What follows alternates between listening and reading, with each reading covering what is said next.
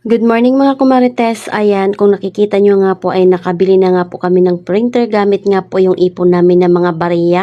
Kahit maliit nga itong aking tindahan kumarites, kita nyo naman kahit papaano nga po kami ay nakakaipon. Pero hindi pa nga po ito napupuno kumarites at binilang na nga po namin ito. At dahil sira nga po yung coin changer na pinuntahan namin, ayan, at binayad nga po namin yung 10,000 na purong barya. 10,250 nga po yung printer na gusto kong bilhin dahil meron na nga rin po siyang wireless connection. Pwede nga rin po siya sa cellphone at pwede nga rin po siya sa laptop. At meron na nga rin po siyang wifi. Ang akala nga po ng mga tindera dito kumarites ay nagbibiro nga po kami na magbabayad kami ng 10,000 barya. Kaya pinagtulungan na nga po nilang bilangin. Natutuwa naman sila sa amin kumarites dahil nakakabilib nga daw po na nakaipon kami ng ganitong barya pambili ng printer. Okay lang naman daw sa kanila na ibayad nga po yung barya dahil i-deposit naman din nga po nila ito. Kaya siguro yung unang in-order ko nga po sa Orange at Ma-Printer ay defective dahil ibig sabihin nun ay makakabili nga kami ng cash. Utang kasi yun kumarites at babayaran ko pa nga po iyon ng buwan-buwan. Pero ito at nakapag-ipon nga po kami ng barya at nakabili kami ng printer. Mapapa-thank you Lord na lang talaga kami sa mga blessing na natatanggap namin. O diba at hindi ko na nga iisipin yung panghulog ko ng buwan-buwan dito dahil nabili na nga po namin ito ng cash. Sarap talaga sa pakiramdam na unti-unti nga po namin nadadagdagan yung aming pagkakakitaan sa aming munting tindahan. Mas maganda talaga na mag-isip tayo ng mga bagay na pwedeng pagdagdag na pagkakakitaan nga po natin. Kaysa naman magdagdag ng pagkakagastusan at hindi naman tayo kikita. Isipin na muna natin sa umpisa ay paano nga muna kumita ng kumita. Kung paano madagdagan yung ating mga pagkakakitaan.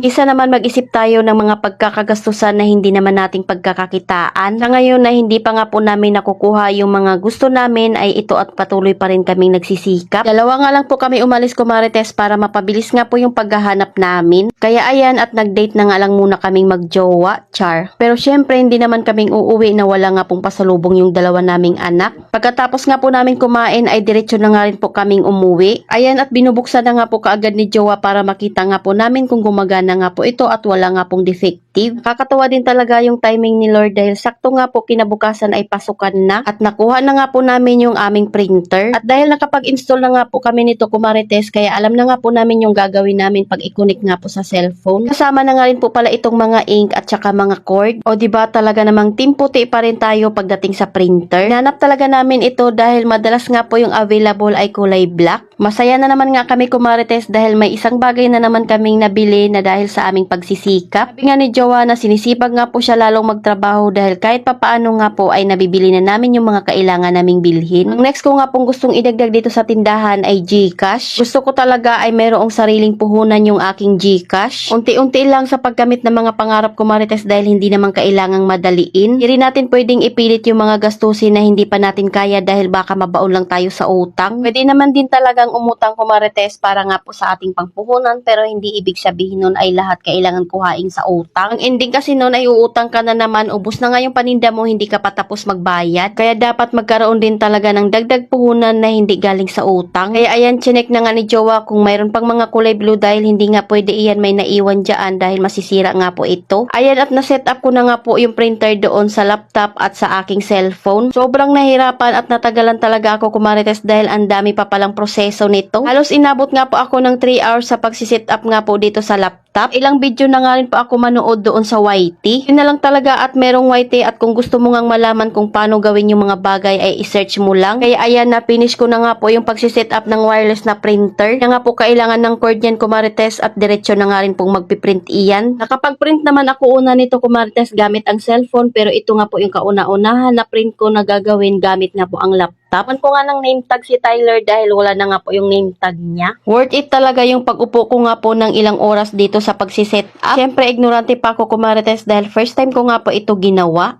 Buti na lang talaga at nag-success naman yung una kong print. Ang ganda nga rin po ng kulay ng kinalabasan. Kuhang-kuha nga po doon sa picture. Ang nakakatawa nga lang at kulay pink pa nga po itong aking na-print at lalaki nga po pala yung anak ko. Bitin ko na nga lang po ito at ilalaminate dahil meron na rin naman ako nabiling laminator. Yun nga po yung una kong nabili dahil mas mura nga po iyon. Mapapa-thank you Lord na lang talaga ako sa mga blessing na natatanggap namin. At dahil nagbabasa nga po ako ng mga comment ko marites, yung suka ko nga po ay timplahan ko nga daw po ito. Hindi ko nga kasi alam na kailangan pa pala itong timplahan. Kaya ayan, lalagyan ko nga po ito ng bawang at saka ng asin. Nagpabalat na nga po ako kay Jowa ng bawang para nga po ilagay ko na lang dito. Lahat talaga ng mga comment ko Marites ay nababasa ko yan, pero hindi nga lang po ako nakakapag-reply sa lahat. Dahil marami nga pong bawal dito kay Lolo M. Hindi ko nga rin alam kung gaano kadami yung asing ilalagay, kaya maglalagay nga lang po ako dyan ng 2.5. Lalagyan ko nga rin po iyan ng kaunting bitchin. May nagsabi nga pong kakalawangin yung takip nito dahil suka nga po ito, kaya naman maglalagay nga muna ako ng plastic bago ko nga po takpan. So ayun lang muna Marites, salamat sa panonood, follow for more, God bless us, at sana i-share nyo na nga rin po itong aking video.